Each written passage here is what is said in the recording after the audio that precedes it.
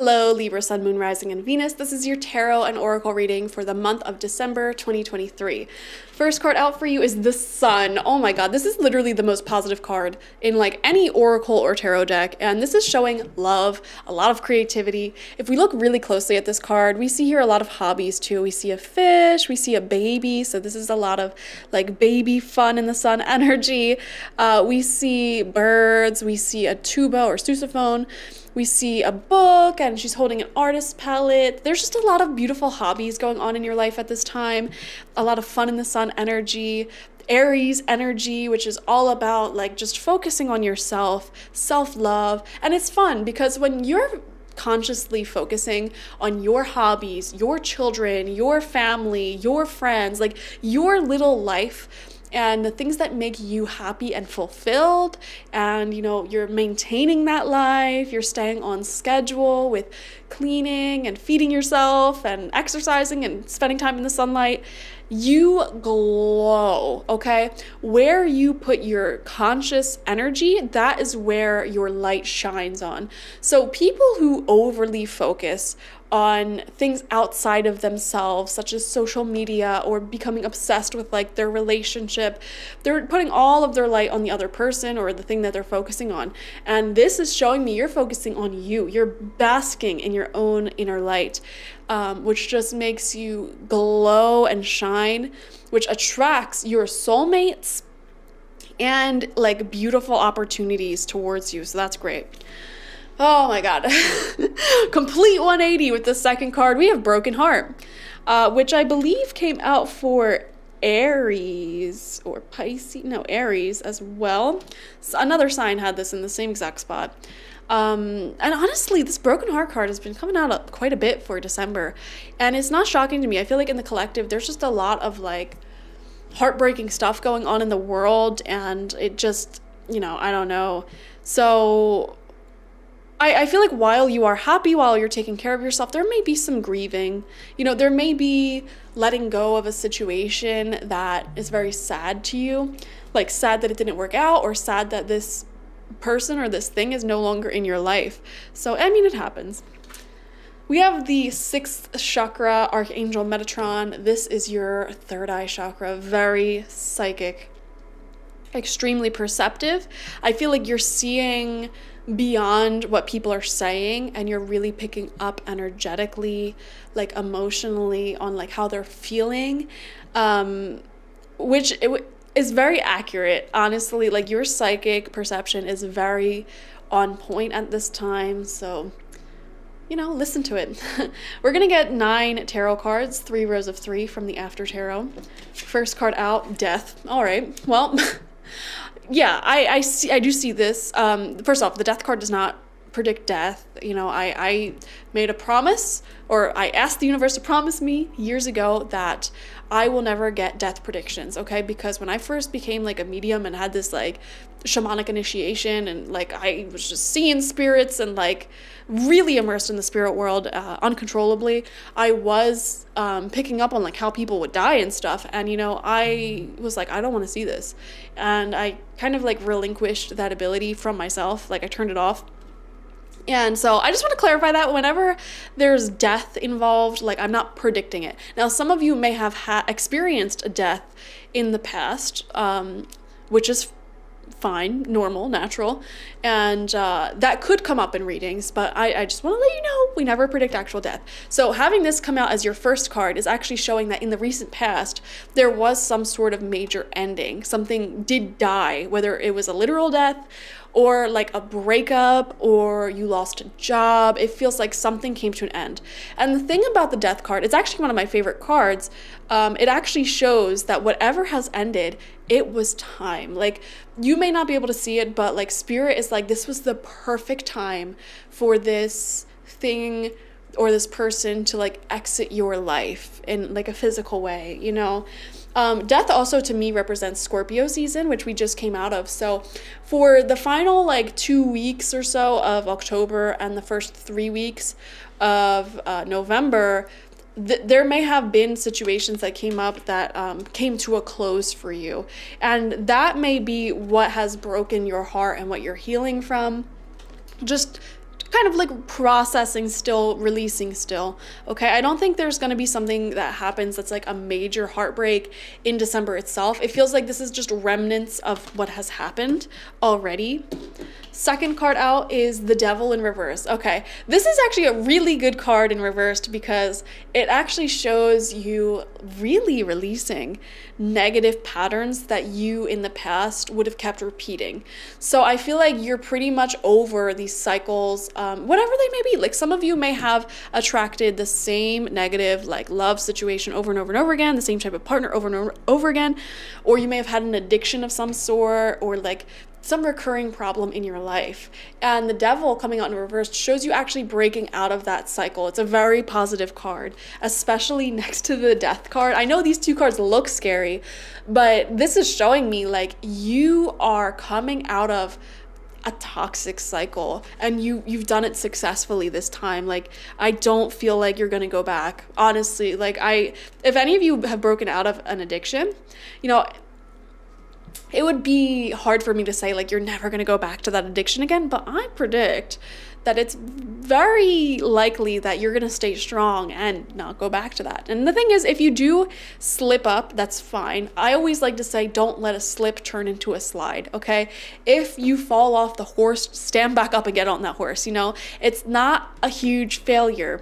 It's not this groundbreaking thing if you just slip up and go back to a negative habit. And I could say the same thing when it comes to mourning or when it comes to being in a negative mindset. For example, if you went through like a harsh breakup, you know, you may initially be very devastated, very upset, sad, and then like you may have like a day or two where you're very clear-minded and you're like, no, this is meant to be, this is perfect, and you're feeling very focused and productive and you want to stay in that space. But then like the next day you may wake up really sad about the breakup again, and you may be thinking to yourself or the universe like, why do I keep coming back here? And Spirit's saying this is how grieving works, okay? Like you're gonna keep going back and forth and back and forth and back and forth. Every time you go back and you're able to process that emotion, process what has happened, and sit with that and remind yourself of why this is happening, you heal.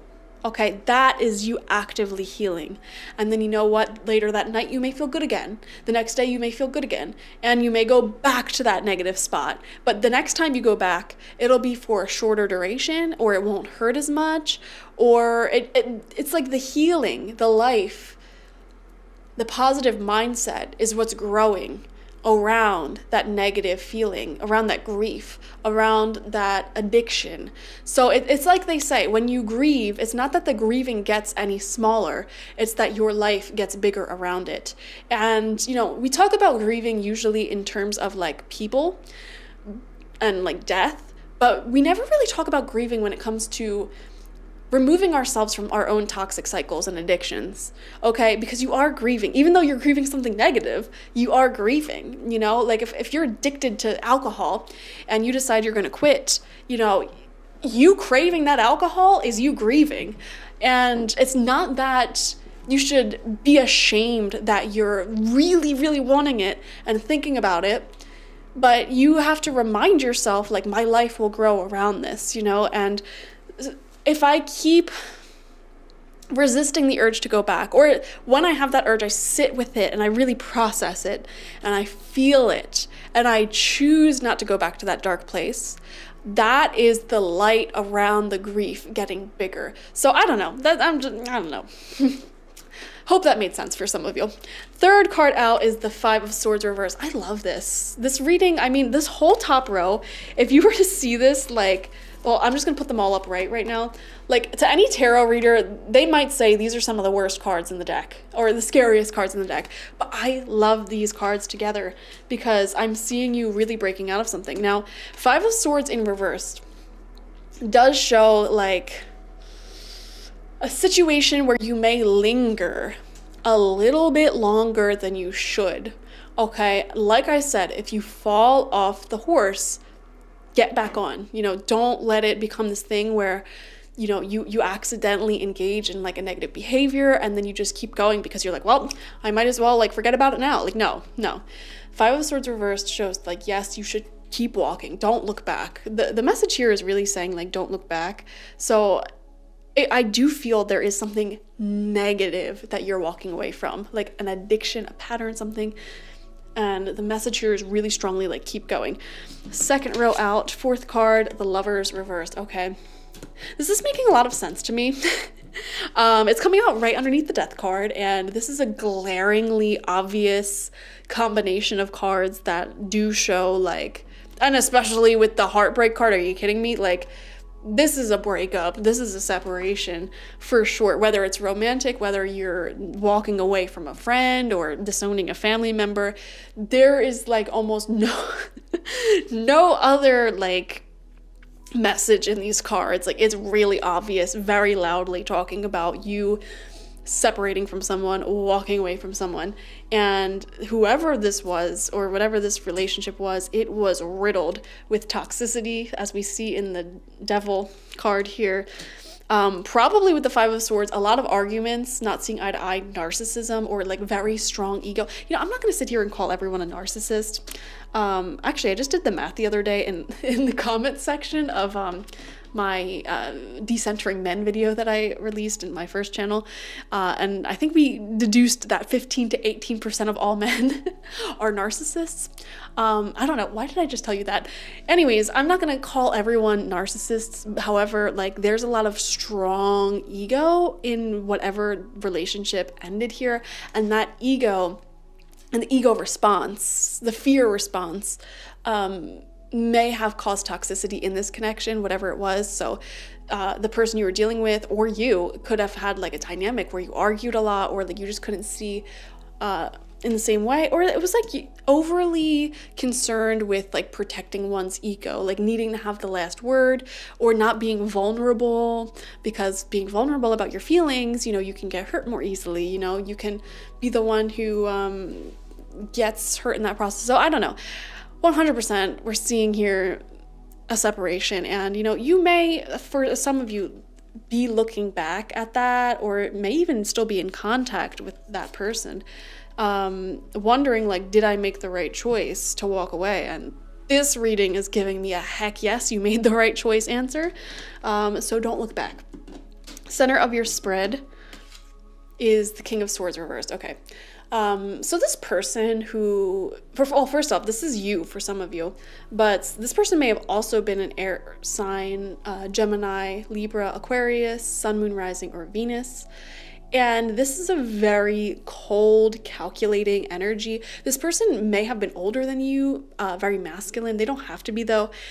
And it feels like their words were very like sharp, you know, like sometimes when you say something, you can't take it back, or there's just like an overly like coldness, distance, icy, like not really wanting to like put time, energy, and effort into it. So that may have been another problem in this that caused some insecurities, brokenheartedness.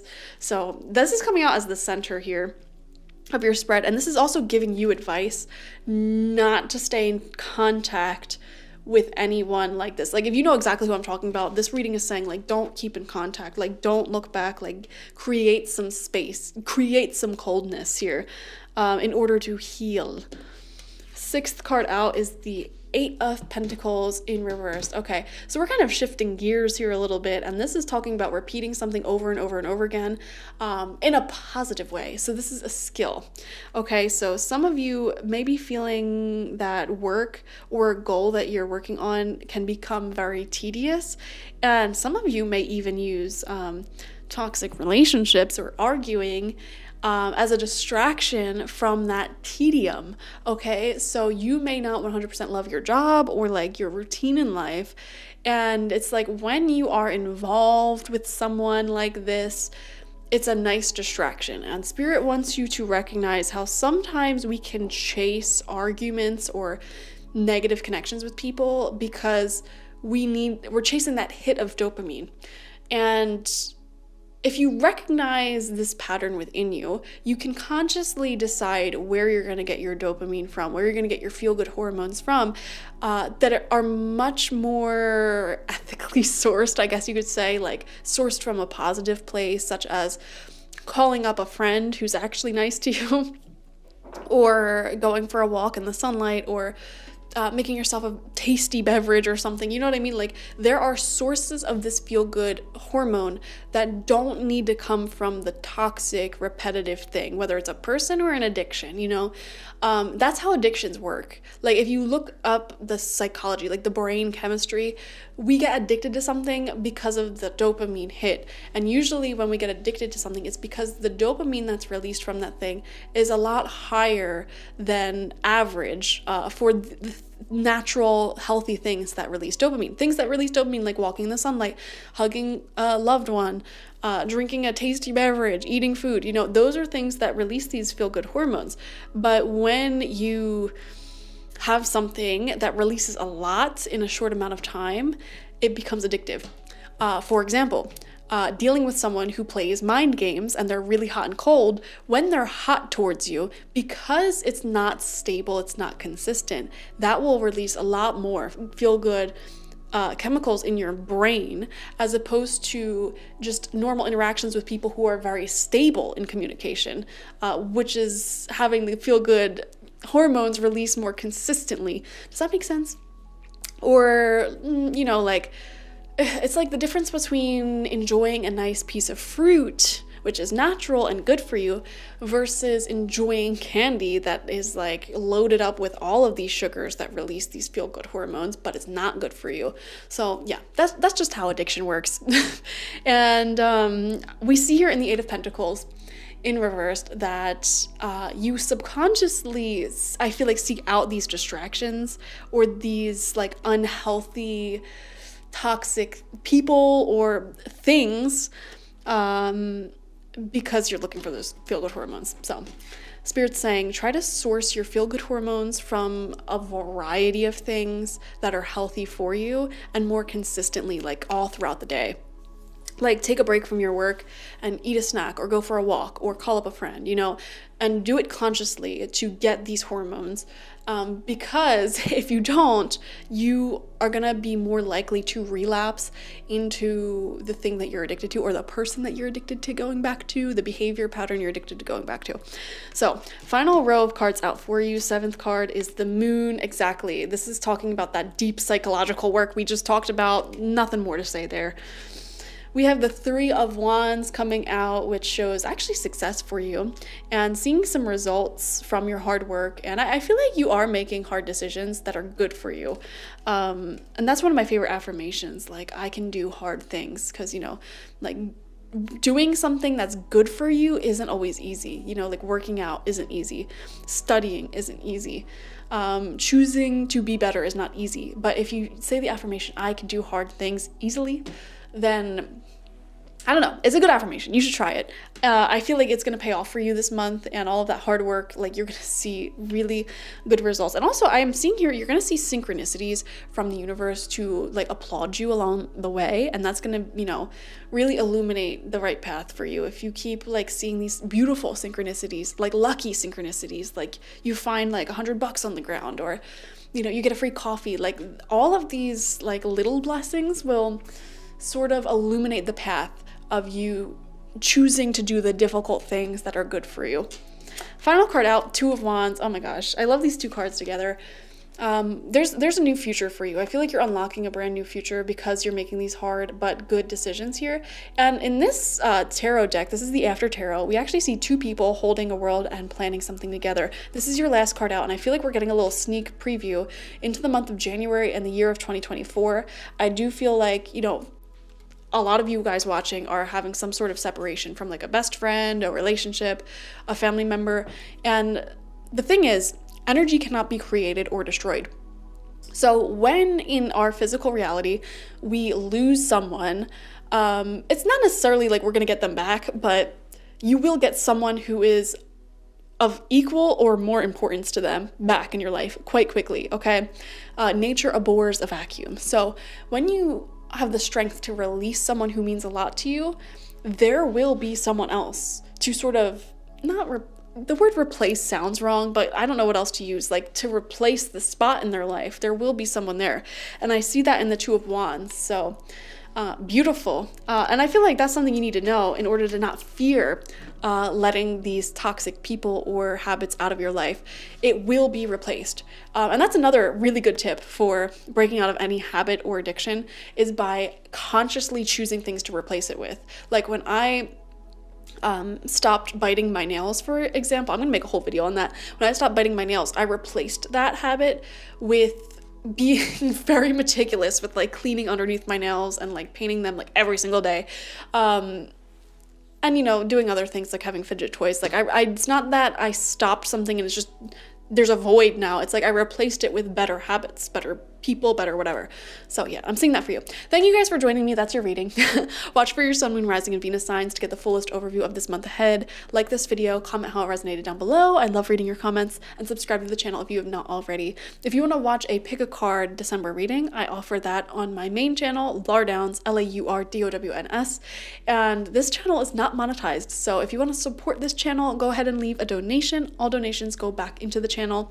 And if you want to support me personally during this holiday season and get yourself something nice, go to my website, spiritpsychic.org. I offer my goddess energy intention oil there, spiritual life coaching sessions there, and a lot of psychic readings.